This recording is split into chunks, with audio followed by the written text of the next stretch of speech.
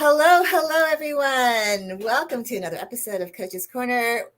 Apologies, we couldn't make it last week, but we are back again today for another amazing discussion. I'm looking forward to this one.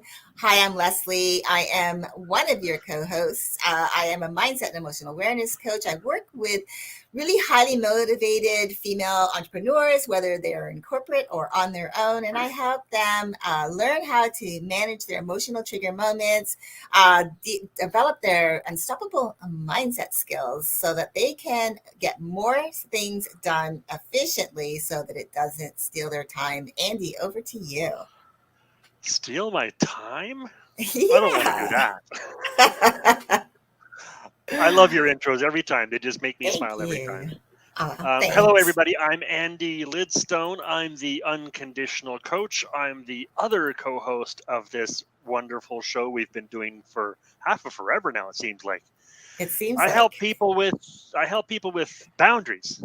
I help people with boundaries who struggle to make connections or to increase their connections and I help people to realize that boundaries aren't just about keeping people at arm's length. You can use them to bring people closer too. So we've got a wonderful discussion for you today, and it's I'm again, I apologize for us not being here last week. I ran into some health issues myself, so that's what we were doing. And it's been a little while since I looked at this subject. Why don't you remind me what it was we were talking about, Leslie?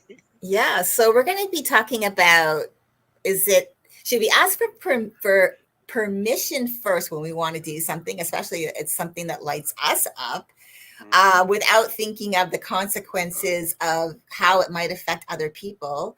Or is it better for us to just do it and ask for forgiveness later? I've heard that actually said, it's better to ask for forgiveness, like I'll just ask for forgiveness after the fact and hopefully they'll get over it. And I think, is that selfish, or is that are they looking out for themselves? So I'm curious about, where this conversation is going to take us, because for me, I think, what does it mean to ask for permission? Because does that mean that you don't have any control over your own life and you're giving away your power to someone else?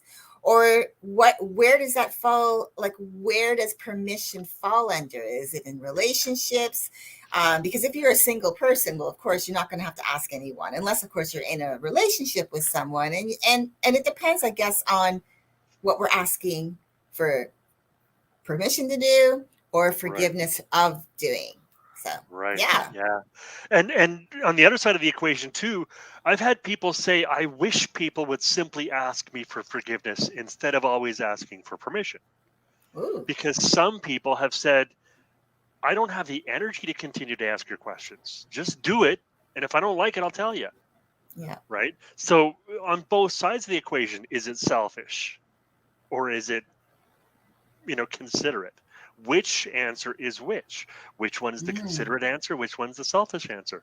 And and and as you have already said, it it can change based on the relationship we have, what kind of relationship it is, um, what level is the relationship at, what are we talking about, what are we even asking for? Like, should I have a chocolate bar or a bag of chips? Well, do I need to ask for permission on that? I mean, maybe. If I'm 6, I probably do. Right. But if I'm 16 or 65, maybe not so much. So it really is. There's just too many considerations to give a proper answer. mhm. I even had my ex-wife one time tell me that on these list of subjects, please don't ask me permission first. Just do it, and if I don't like it, I'll tell you. But on these subjects over here, don't ever do something without letting me know first. Right. So it depends. It really is about about your relationship and about what specifically you're talking about. Should I buy a house for my wife and kids? You might want to consider that with your wife first. Right? You might want to ask for permission on that. I mean, unless you're a billionaire, in which case it's a Sunday dinner kind of a thing, and then who cares? but it Mm-hmm. depends. There's all kinds of factors, right? So yeah, it is a good question. Should we ask for permission, and when is it selfish to ask for forgiveness? When is it selfish just to do the thing and ask for forgiveness later? Yeah. I was also thinking about the permission piece because it could be if you're in a relationship where someone is controlling how you live your life and they're expecting you to always ask in specific on specific topics. Well, again, it's like, how do we even know what is considered control and what's considered, like, oh, Right. I'm actually being considered if I consider your request that I ask for permission to go out with my friends, to go hang out with someone. Whether it's going to a specific establishment that your significant other might not approve of. Those are all questions. I think it really comes down to, really who you are and who you're with if it's in a relationship. And I think it also comes down to then the boundaries part too, because I think boundaries kind Yes. of really plays into this topic this week. So Yes. one of the things which was interesting to me about this question was I have heard people say that, you know what, I'm going to just do me and ask for permission afterwards. Sorry, forgiveness afterwards, because Mhm. I feel like it's my life. I can do what I want, when I want, and how I want. And I always found that really fascinating when it was with people who were married or in committed relationships, Yes. because I always felt, I still do, that there has to be communication. I don't necessarily think that if my husband came to me and said, "Hey, do you mind if I go out with my friends? Do you mind if I go play golf?" It's usually he'll say, "Hey, I'm thinking of playing golf on Saturday with so and so." And it's like, "Yeah, have fun," or, he's not asking me for permission per se. He's just saying, "This is what I want to do." And I don't necessarily think that that should come with restrictions on enjoying life. But on the flip side, I actually knew a girl who was married and would often go out after work with her friends and call her husband from the establishment to say, "I'm out with my friends and I'll be home when I'll be home." And Hmm. then go home, and it might be the next day. I mean, this is a relationship. This is what she would do. This was a normal pattern for her. Hmm. And she would just, her way was, "I'm doing my life. This is who I am. This is what I want to do." And almost to the point, I guess, if you don't like it, I'll There's just the ask door. for, yeah, there's the door. And I'll ask for permission. I'll ask for forgiveness afterwards. So it just fascinates me because I've seen it happen a lot in relationships. Hmm. Um, and not necessarily just men. As I Yeah. said, this is a female that was doing this. And Yeah. I guess it comes down to communication, respect, all of those things, like what you want out of a relationship, then creating those boundaries. Yeah. And more subtly, I think the forgiveness part comes in the what I don't want part of the relationship. I'm not going to be controlled. You don't get to tell me what to do. I'm going Mm-hmm. to do what I want. I'll ask for forgiveness later. Mm-hmm. So, what that person is doing, whether it's the guy or the girl, it doesn't matter. What they're doing is they're avoiding being controlled. Rather than sitting down with their partner and saying, "This feels like control. What can we do about it?" They're being spiteful, or they're being independent, or whatever they want to call it, but they're not solving the problem. They're rebelling against the problem. Mm-hmm. um, excuse me. Apparently I'm not over it as much as I thought I was. um, the solution is, or sorry, the problem is that we don't always look at the problem. We don't always look at what the conflict actually is. Like you said, it's asking for permission isn't so much giving somebody else control. Your husband doesn't say, "Do you mind? May I please go play golf with my buddy on Saturday?" He says, "I'm planning on going to play golf on Saturday," which, oh, excuse me, although isn't actually asking for permission in the traditional sense, he is asking for permission in the sense that because he communicated that to you, if you had alternate plans or a desire for alternate plans, he's opening up the opportunity for you to express that.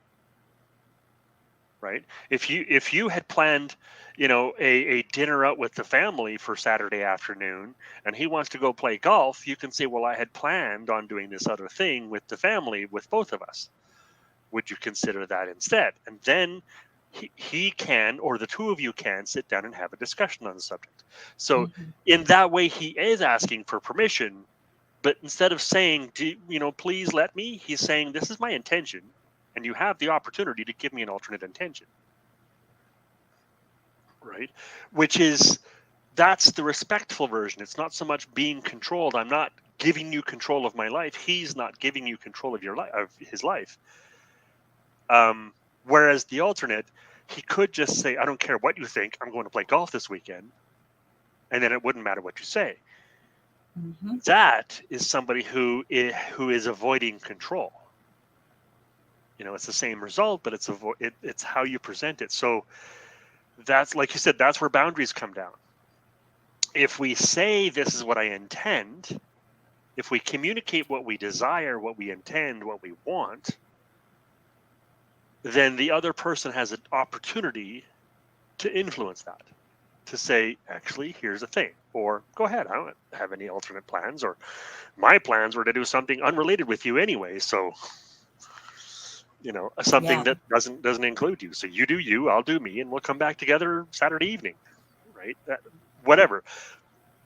When we communicate our intentions, it invites the other person into a closer connection, so that we can communicate with them, they can communicate with us, and our individual desires can come together. And that's how I teach boundaries. That's how boundaries can work, if we communicate them.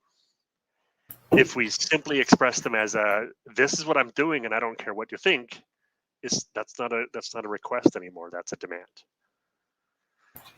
Yeah. And again, that becomes, like you were saying, it becomes a demand. It's an expectation. There's no communication. And I think that it could be a breakdown in the communication, but it's also the respect place level as well. And Yes.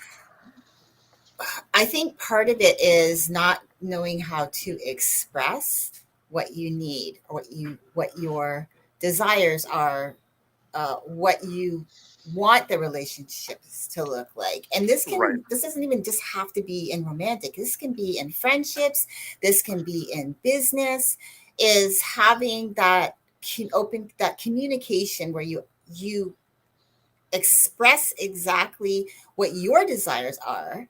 And again, not necessarily from expectations. And I think expectations could still be used, but I think because a lot of people look at expectations as demands, that people try to stay away from that word. But I think expectations can be used in a positive way if it's, "This is how I want it to look like," and allowing the conversation to open up, saying, "Okay, what are your thoughts? Okay, that's what you, so let's talk about coming to something that we can both agree on." Right.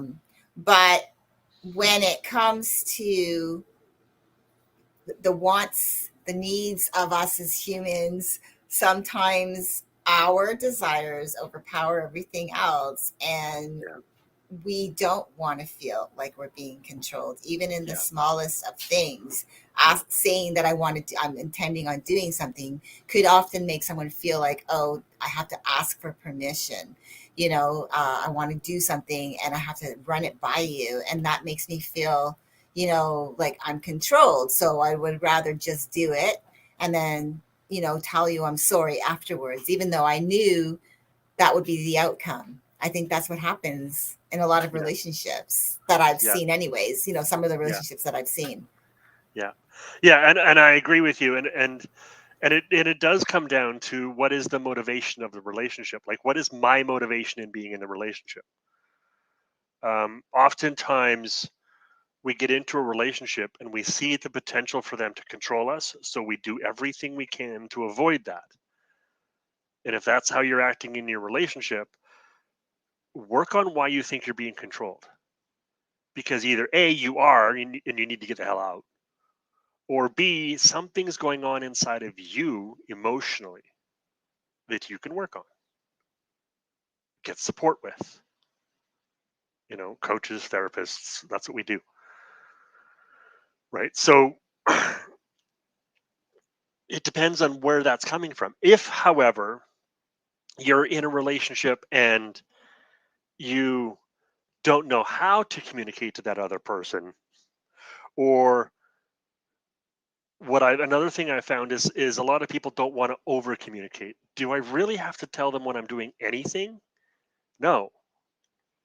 To the example of your husband going golfing, he's not asking your permission. There's not a conversation every time he goes golfing, right? He just says it. He just mentioned it. It's an offhanded comment.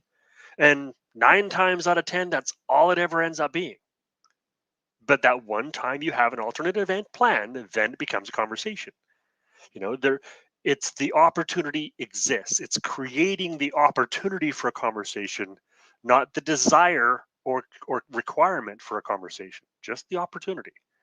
Because most of the time, there's no conversation requirement.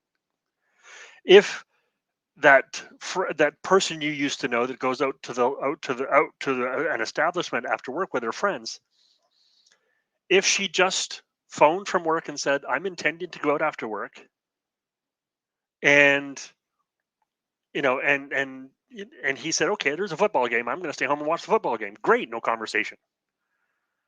Okay, love you, bye. Right, that's it. End of conversation. If he was hoping that she would have that he'd spent all day making a dinner for her, he might say, well, I spent all day making a dinner for you. Then they might have a conversation. Can we delay the dinner? Can we go out after dinner? What's going on there, right? There's options. But it doesn't always, you're not always going to have a conversation just because somebody mentions something. The whole point here of making it a boundary is that it is an opportunity for a conversation. And if you're not very good at it, you're not used to doing this, probably it's going to end up a conversation more times than not until you get used to it, until both of you get used to it. But eventually, it'll be just the offhanded comment most of the time of this is what my intentions are. Because most of the time, the other person won't have a competitive intention. They won't have an alternate intention. If you can communicate what your desires are, your partner will want to grant those desires. They won't always know how to, and they won't always want to. But over the course of time, and averages will average out, that they will want to. So if you just communicate your desires, more times than not, you'll get what you're looking for. Yeah, and you actually just had reminded me, or I guess prompted me. It is about, so with relationships in general, for me, what's worked for me is that I've had this conversation maybe more than one time about my desires for what I want my relationship to look like. And with my husband, I've been married over 26 years, and really almost 27 when you think about it. In February it'll be 27 years, and it just kind of blows my Wow. mind. But when you think about that, I didn't always express what I wanted in a way where it came across as like a healthy desire. It came more from a wounded place because there really wasn't that open communication. It was, I'm going, with Hmm. there was no room for um, compromise. There was no Right. room to have a conversation. And then we've learned these past few years to really communicate better around, well, this is my desires. The reason why I desire this is for us to talk more openly about what we like to do, so that I get kind of used to the idea that you like to play golf on Friday afternoons with your best friend. Right. So I'm used to that. It's something that's okay. But if I was to say, hey, in a couple Fridays from now, I'd like to come out and join you, or I'd like us to do this. It's been it's been visited. It's been Yeah. talked about ahead of time. It's not. So when you were mentioning about like having that conversation with someone calling and saying, calling last minute is not necessarily, I would think, a good thing, because especially if it has been a pattern, saying, hey, I'm going out, I've decided to go out tonight with my friends.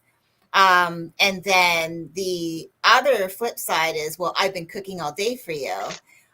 Neither one has really been communicating to the other that I really desire to be with you. And the other one's just saying, oh, I desire not to be with you.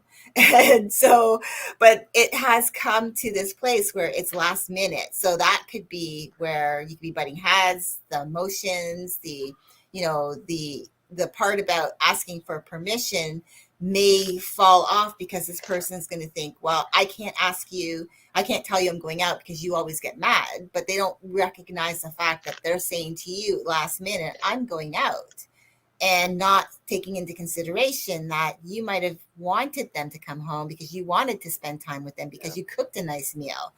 And and so there has to come a point where we take responsibility. Like, we have to take responsibility for our relationships, what we bring to the table. Yeah. We can't expect someone else to, it can't be one-sided, and it cannot be about, oh, well, I'll ask for forgiveness later, because that just becomes a pattern that becomes unhealthy, and it doesn't allow the relationship to grow. But Yeah. then on the other Exactly. side, you can't always ask for permission, because then that feels like you're being controlled, and that could undermine the relationship. Yeah. So having that conversation, I think, in the beginning, to saying, hey, this is what, and that's why I think in the beginning of a relationship, you really should know what you want out of a partner, so that you can say these things in the beginning. This is what I would like for our relationship to look like, to make sure you're on the same page, so that you're not 2 years down the road planning a wedding and you find out that he or she doesn't have the same desires as you do for what the relationship looks like, because their pattern is, oh, I'm going out with the boys tonight. And you on a Friday night are thinking, oh, we're going to have finally, the work week's over. We're going to be able to relax, have a glass of wine, have a nice dinner, and watch our favorite movie that we've been talking about on Netflix. Yeah. That is that person's desire, but the other one wants to go cut loose. So there has to be conversation, there has to be communication. And I think that's what you teach, that's what I teach. I think that's probably the hardest thing, is being able to communicate how you think and feel without it coming from that wounded place, from being emotional about it, but actually, like, being healthy in your desires, and not being controlling, and making the request that the other person always asks for permission, or Yeah. being that person that believes that I'll just ask for forgiveness every single time, because then there's no room for growth in the relationship. Yeah. Yeah. And there could be that I don't know, there could be that breakdown that eventually could end in divorce, or could end in splitting up, or Yeah. and Or at least could resentment. end a resentment. Exactly. Yeah. Yeah. Yeah. And that's exactly the point. We both, like you said, we both teach this. We both help with this. Um, and there are two times. There are probably many more, but there are two main times when you can address these kinds of an issue. One, optimally, is before the issue comes up. So near the start of a relationship, or if you see an issue possibly coming, have the conversations as much as you can. And this is what I admire about what I've heard you talk about with your relationship with your husband, is that as you see issues coming up, you discuss them and figure out what to do about it. And the other time is when you notice the issue. Excuse me. Boy, I tell you, having a cold is not a fun thing. Um, so sometimes we don't notice the issue till we've been scrapping about it for 2 years, till we've been arguing and screaming and whatever scrapping about it looks like in your relationship. Sometimes we don't even notice the issue until we're sitting back going, I'm done with this. I'm sick of this. Um, so that's the other time to deal with it, when you notice it's an issue. Okay, this is a thing. We better deal with this. So ultimately, if you can deal with them before they come up, great. You can have a nice calm conversation, and you can sit down and discuss the boundaries and be all cordial and happy about it. Rainbows and roses. Um, but as we all know, not all relationships are rainbows and roses. We've all got our thorns. So when that happens, it is really just about doing your best to try and open the communication. And maybe the first time you open a communication is when I'm about to go out with the girls. I call you up before work or just before I'm done work and say, I'm about to go out. I'd like to go out with the girls, and your husband says, but I've been making food all day, and that's when you have the conversation. And maybe it doesn't go well. And maybe you don't want to call him up the next time because you don't want the same fight. But if you commit to the relationship, then commit to that conversation. Because what will happen if both of you commit to the conversation, what will happen is you'll eventually figure out how to not fight, how to have a legitimate conversation where you come together. If you commit to solving this problem together, maybe when you come home that evening or the next day or whatever that happens to be, you will talk with him and say, this is what we could do to solve this problem. And maybe it'll take 5 or 25 conversations before we figure out what we can do to solve the problem. And maybe it'll take a few solutions before we find out one that works. But if you commit to solving the problem, you'll find a solution that works. Once you find a solution that works, that solution might be call me up at lunchtime and tell me what your plans are. That solution might be we plan which days of the week you're going to go out with the girls and which days of the week you're going to come home with me. Maybe there could be a dozen different solutions, but you plan the solutions. You agree upon some solutions. You try them out, figure out which ones work and which ones don't. And then once you have those solutions, then it becomes a phone call at whatever the agreed upon time, or maybe it's not a phone call because there's agreed upon appointments, but there's an agreed upon arrangement for how to communicate these intentions. I intend to go out with the girls. Great. I'll see you in the morning, or I'll see you in a couple hours. I'll watch a football game. Perfect. When that happens, when you do, and that's the goal, is you're aiming for that time when it is just a comment, where I'm phoning you up to tell you what my intentions are, and that you have the opportunity to give me an alternate intention. That's what we're aiming for. And if you're coming from a place of conflict, you're not going to get right to that place. It's going to take some transition time. So commit to the transition. You will get there.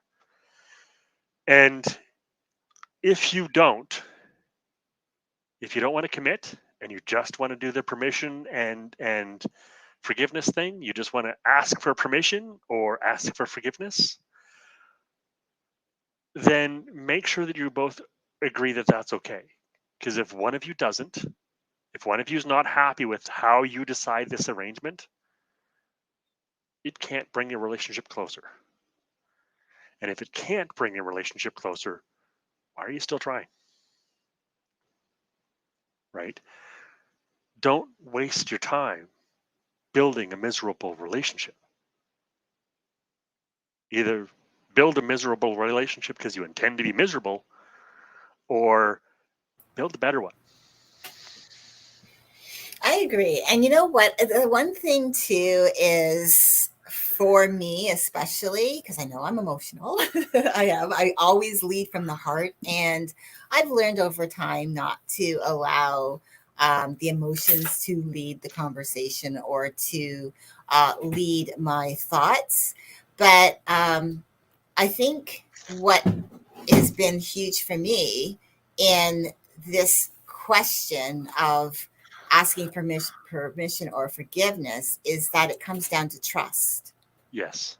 right? And for me, that has what it has really come down to is trust, is the idea of saying this is what I want to do, this is how I typically, this is like you learn about the person, you allow the discussions, you see how you are um you see how you are deciding, making decisions around specific things, and then you start becoming more aware, and you just think, oh, that's just the normal way of that things go, and so you become used to that. I think what ends up happening, and this is for me a big thing, and I'm sure it could be for a lot of our listeners, is what if you do start in that place of it is about permission, it is about communication, and then there comes that time where that didn't happen. There was that you feel that you've been deceived. You feel like someone has been hiding something. May not necessarily be true, but because you've gone from one agreement and flipped into a new one, not of your agreement, but just the decision on someone else, and that could be because you're in a new relationship, that's where the trust piece I think is huge, because how do you manage that? And I think that would be a question, if I would love if some of our viewers would actually answer how they've been able to manage that, going from one ideal in the relationship, and it switches up to something else. Hmm. I'm curious how they've been able to manage that. Yeah. Yeah. And how, and when you, when the agreement is changed without your knowledge, without your prior knowledge, without your understanding that it was going to change, what do you do? And it's it's so often the thing that betrays the trust, that degrades trust in a relationship. And why we get into this is what drags us down into this decision of permission versus forgiveness. When trust has been degraded, then we reduce our comfort, and when our comfort is reduced, we default to our own um, ways of doing things, our own intended ways of doing things, rather than the agreed upon ways of doing things. We default to what I always intended. Whenever trust degraded in a relationship that I was in, I would I would um, prioritize my own decisions over any agreements we made in the relationship. And the further the trust degraded, the more I would default to my own decisions. And the more I defaulted to my own decisions, often the further trust degraded. So how do you deal with it? That is the typical way most people do, in my experience. However, there is a better way. There is a positive way, and that comes back to what we were talking about a moment ago: communication. This is what's happening. This is what I intend. This is what I want. This is what I've observed. Um, and can we change it? The caveat with this particular um, characteristic, however, is that building trust isn't about not doing anything wrong. It's about trusting. It's about choosing to trust, even when you know something's going to go wrong sometimes, even when you know they're going to do the wrong thing sometimes. Trusting anyway. Even when you know they're going to do the thing that betrays your trust, trusting anyway. Choosing to trust, choosing to offer trust to your partner, to the other person in this relationship, again, whether it's work or family or friends or your personal relationships. This is how we teach our children to build trust. When they've done something wrong, we choose to trust them again anyway. We choose to let them do it wrong some more, hoping that they'll learn, showing them how to learn. This is how we create stronger relationships. If you don't want to trust, why are you in a relationship? Because that is one of the components of one of the key components of a good relationship. And communication builds trust, but choosing to trust builds it faster. So if you are in a pattern of asking for forgiveness or asking for permission, if you're in a pattern of I'm just going to ask for forgiveness later instead of asking for permission, if you're in a pattern of feeling like you have to ask for permission, ask yourself, how much do you trust that person? How much do you trust them with your values, with your desires? And then it also becomes a question of, do I want permission or do I want forgiveness, is also based on trust. Do I trust them to forgive me when I've done something wrong? Do I trust them to take my own values in account when I ask for permission? If I say to my partner, I'd like to go get a burger, and my partner says, you're fat, don't eat that, I'm not going to tell them what I want anymore. If I say to my partner, I want to go get a burger, and my partner says, sure, get me one too. Or, yeah, go ahead, I'm going to have something else, or I'm going to have this other thing. It offers a little more trust. It offers a little more independence. It offers permission without asking for permission. So again, it's a question of trust. I won't need to worry about whether or not I should be asking for permission or whether I should be asking for forgiveness if I trust my partner and my partner trusts me. If I have if I have if I know how to trust and my partner trusts me and we can build trust, then it'll become a default question of whether we're just communicating, normally, or whether we have to intentionally figure this out. And again, if you're in a relationship of low trust, you can learn to do this. Yeah. So thank you so much for actually being patient. We're in the middle of getting our stuff into our trailer because we're actually getting on the road again. So you know that. So Yep. one of the things I wanted to talk to you about trust was because I think it's really important in this decision process of deciding whether you're going to have a relationship or you're going to talk about things and allow it to just evolve organically into permission and forgiveness, because I think there's going to be both in the Yep. relationship. Is one of the things I think is being able to release past relationships experiences around this, because if you bring your already experienced moments into a new relationship based on permission, asking for permission, or just only asking for forgiveness, then you're not meeting at ground zero and starting over. And I think that's where I know it's probably one of the most difficult things to do because it's matters of the heart. Yes. We feel vulnerable in those moments. So when we have what a lot of people might say, I've been burned before. Someone has hurt me this way before. I lost their trust. They did this or they did that. Um, it's being able to, I think, be able to release the past. And that's not an easy thing to do.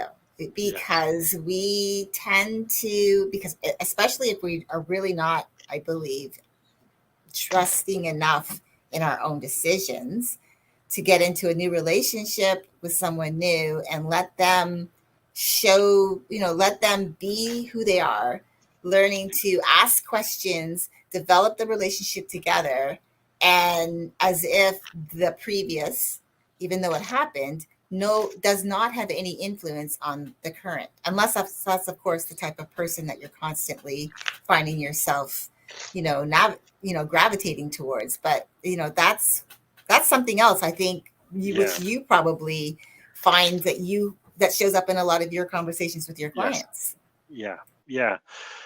It is about learning to build that trust. And that's why I mentioned that before, because if you're struggling with trust, um, that's when you personally need support. It's not about the other person being trustworthy. If you're trying to build a relationship with somebody who's trustworthy or not trustworthy, that's another question you need support around. If you're trying to build a relationship with somebody you thought was trustworthy and isn't, that's another situation you can get support around. Either A, because you thought they were you aren't reading when somebody's trustworthy or not, or B, because they are being trustworthy and you're not trusting them, or C, some combination of both. So in all of those situations, getting support yourself around your issues with trust will improve your relationship and or help you decide on whether or not you should stay or go. And if you're single, help you find trustworthy relationships. So in the end, it is about learning to get some support, learning how to set proper boundaries that help you connect with people, um, and just call Leslie up and ask her for help, because she's exactly what you need for these kinds of things. Andy, this is my journey. We're talking about my journey, by the way. This is why I Mhm. brought it up because, again, like I said, I've been married almost 27 years, and this is part of my journey of learning to let go of the past and Yes. not bring it into the current. Because my past, I've had a lot of relationships where, the trust had been broken a lot, and I was bringing that wound with me it was getting more festered and more, more open and more vulnerable every time I went forward into a new relationship. Right. And it took a lot of really soul searching, deep dive work. That's why I got into self development, because I truly believe that it started with me. But I didn't know that that's really Yes. why I was doing it. I was doing it because I just wanted more, something different. I wanted change. I was sick Yeah. of what was happening.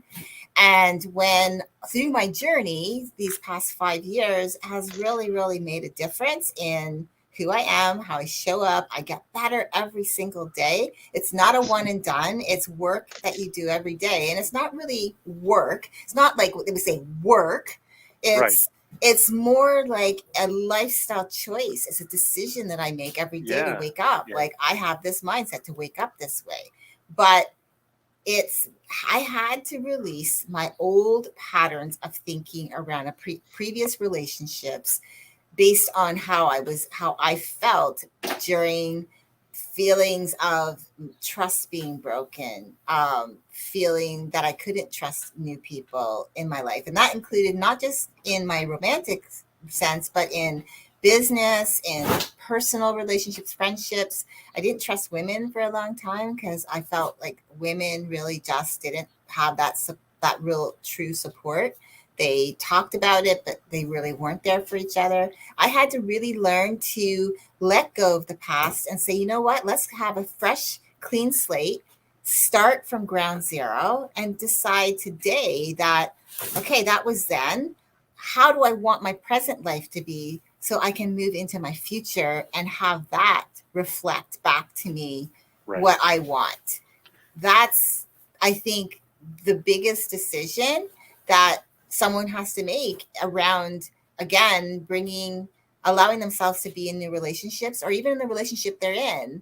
Yes. They could be basing it on old past patterns, And you could be married, and you could be married 30 years right now, and you're unhappy.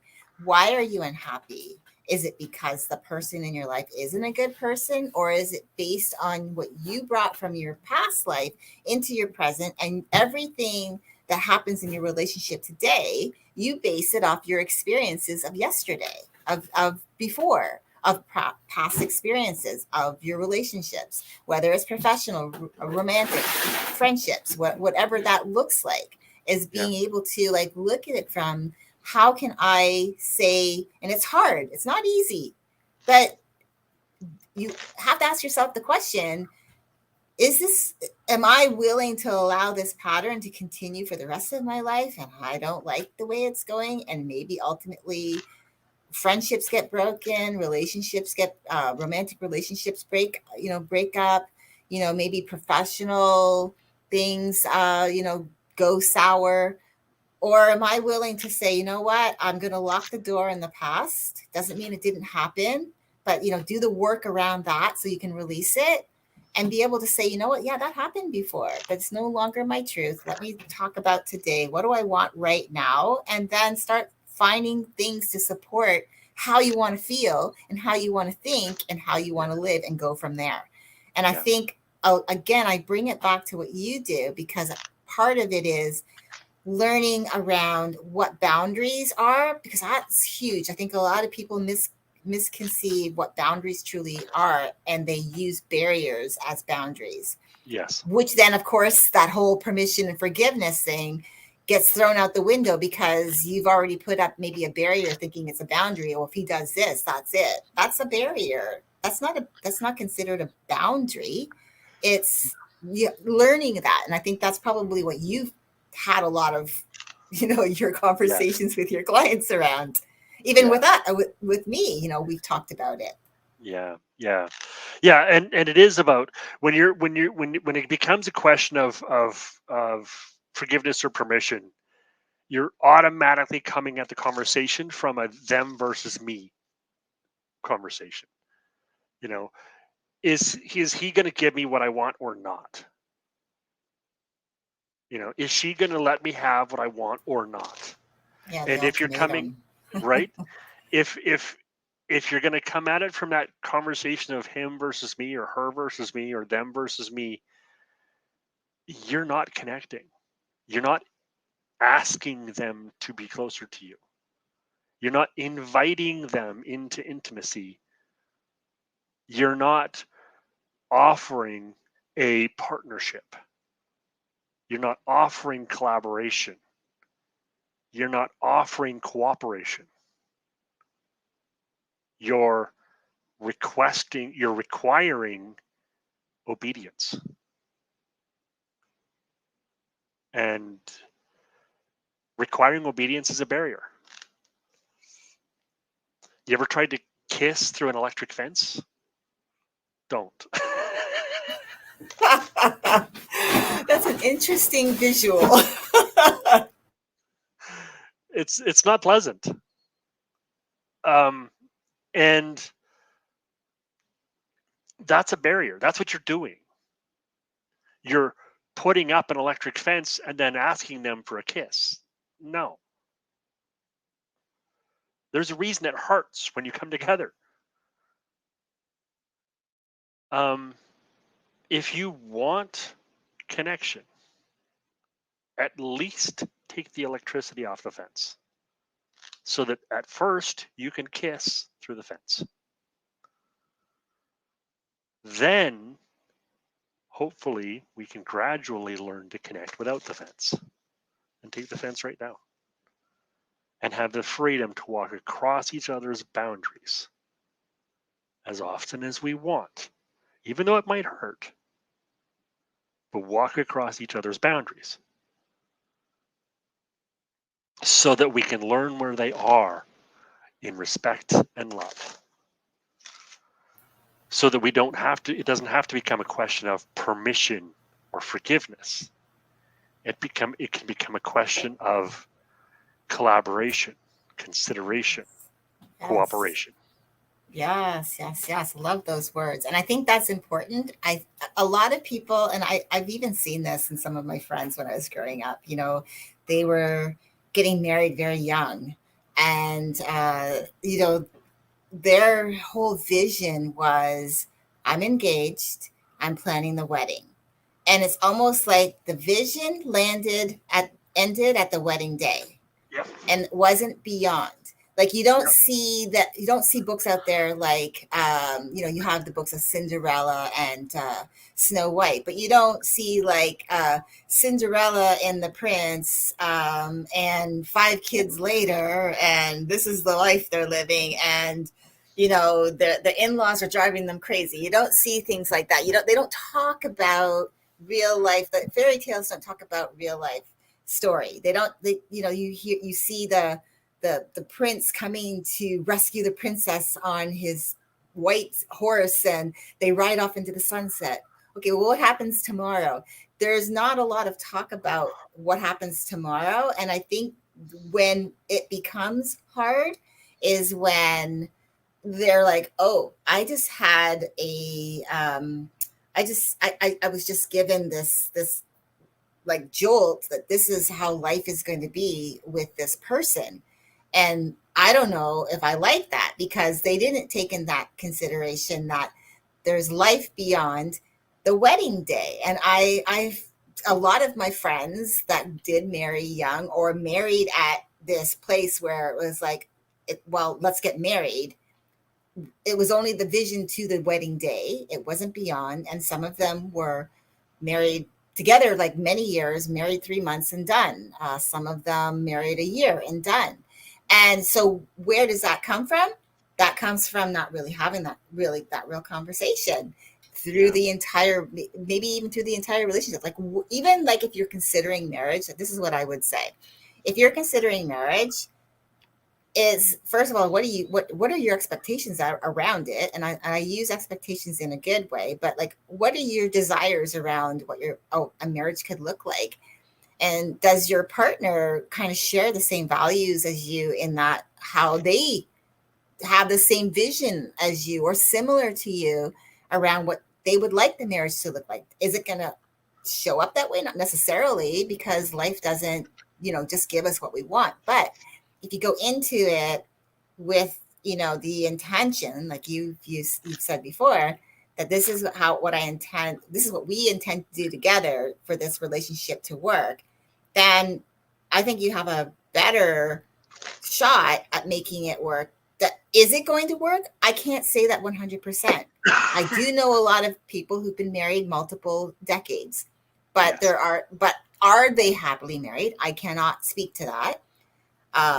I can only speak to the ones that I have spoken to who have shared that, and I can say that for myself. I feel that right in this moment, I am happily married. Could it change in a couple of months? Of course. Why? Because life throws things at us. Does it mean I'm going to give up and quit and walk out the door? No, not necessarily, because I cannot see the future. And I think that's what a lot of people stop to forget, that let's talk about it now. So, again, like you were saying, in the future, we have a shot at, we've already discussed, this is like what we want it to look like. Now it's coming up. Oh, remember we talked about it. Can we revisit the conversation? That's what a relationship is all about, is having conversation, being Yes. communicating with each other what your wants and needs are, and coming to not necessarily a compromise, but an agreement around like, okay, yeah, this is what I like, this is what I don't like. I'm agreeing to that. I'm not necessarily agreeing to this. Then you can see if you're compatible. And I Yeah. think there's the I think probably why a lot of marriages probably end up in divorce or separated. I'm just guessing. It could just be that the communication of what they both desired for the relationship to look like may not have been there 100%. And that's not saying that they're bad people. It just meant that if they had taken that time to do it, maybe they'd be together today. Maybe they still would be apart. We don't know. But Mhm. is giving yourself a fighting chance, or not necessarily a fighting chance, but giving yourself a chance to have whether it's your friendships really healthy, whether it's your romantic relationships really healthy, whether it's your professional relationships really healthy, is being open to have a conversation around things that you may not even really care about today, like you were saying earlier, like your wife, not necessarily wanting you to ask for permission all the time, but having that conversation, right? Maybe Yeah. you have a spouse that's like, yeah, you know what, just do it. And if I don't like it, I'll let you know. That's Yeah. just the way they are. Well, you had the conversation. And so Yes. that's why I'm saying this is how I think relationships could work better, even if they don't stay together, or even if it doesn't work out, you're at least in the relationship. You're not kind of like making it all about me and Yes. not about we. I mean, that's kind of like what my take on how this permission forgiveness question could actually work Right. out. What I like about what you said is that your relationship can have a positive result whether you stay together or not. Either A, this communication will help you repair your relationship, hold your relationship together, bring it back together, or bring it together in the first place. This communication, this trust, this learning to talk to each other, whether you're early in the relationship or whether you're late stage and you're retired together. Um, this communication can offer a positive, loving, and happy relationship. And even if once the communication begins and you've had some good communication, even if you decide to break up at that point, even if you decide that maybe this wasn't the best for us to stay together, what can happen with positive communication then is it doesn't become a waste. Your relationship wasn't a waste. I learned something about me. They learned something about them. I learned something about them, and they learned something about me. And that allows both of you to exit the relationship as better people, as more appropriate, more available, more loving, more caring to each other if that's what you want outside the relationship, or to other people if you don't even want to talk to each other when you're done.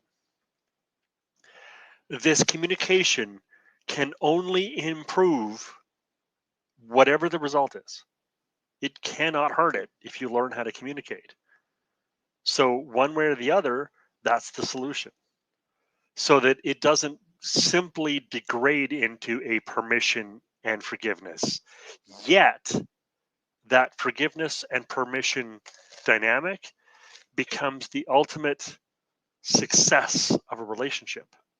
Because when you have open communication, you'll communicate with permission and with um, forgiveness in a way that feeds both of you, in a way that both of you feel not controlled but empowered.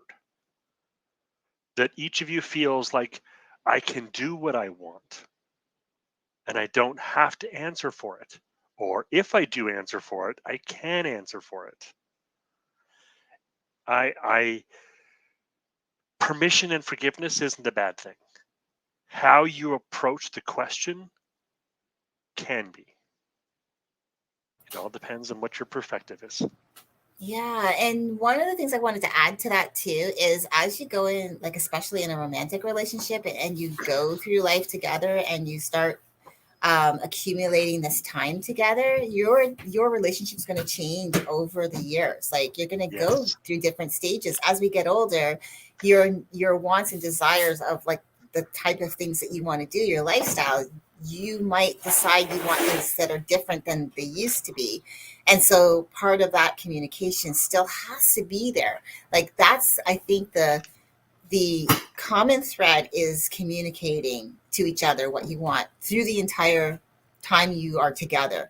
Whether, again, it's co parenting, but you're not together, and you're co parenting in a way where your children see a healthy dynamic between the mother and the father, and they're like, okay, they're good. They're not together, but they're good, which makes it easier for me to go through life and figure out what I want. And I think that's where it's really helpful to learn this, because it's not just about you. And especially if you've got kids, like I know you do, Andy, if you have children, it's going to affect how your kids in their own relationships relate to each other, Yeah. because and so the way that you are in your relationships with people and your kids, you're helping them from this place of self-development, helping them really like grow. And I think that's powerful.